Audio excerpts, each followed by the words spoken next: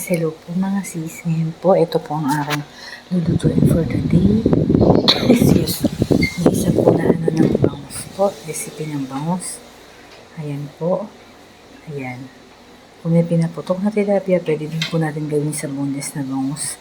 Kailangan lang po natin ng kamatis, luya, sibuyas, celery, tsaka po yung pamintang durog, iodized salt, at tsaka po ang oyster sauce. Ayan. Halo-halo lang po mga sis. Tapos, lagyan na natin siya ng condiments. Iodized salt, pamintang durog. Ayan. Tapos, ang ating oyster sauce po mga sis. Yan lang po ang mga kailangan. Madali lang po to sis. Pero ang sarap po. Pag naluto na siya, medyo madiwara lang. Pero masarap po siya. Ayan, may luya po tayo.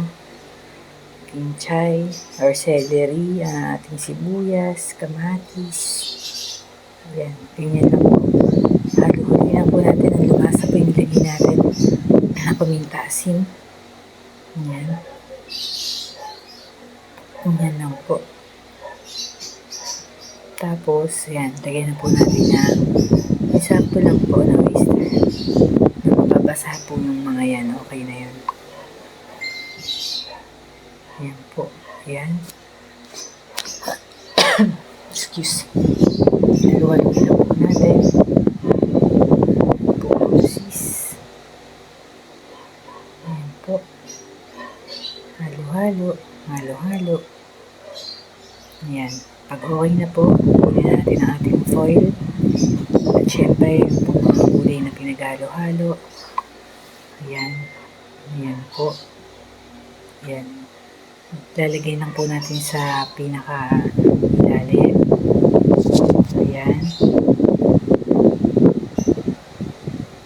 Kompleto po yan. Lagay natin ng merong luya, kamatis, sibuyas, celery.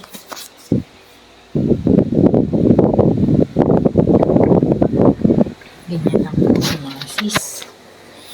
Ayan. Tapos, lalagay na po natin ng isda.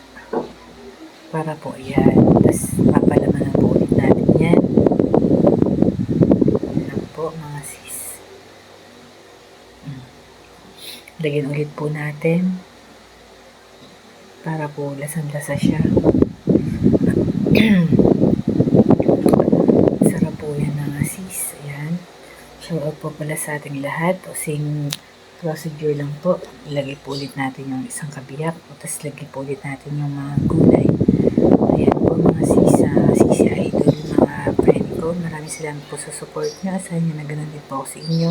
Full watching. No skipping ads po. Like, share po tayo.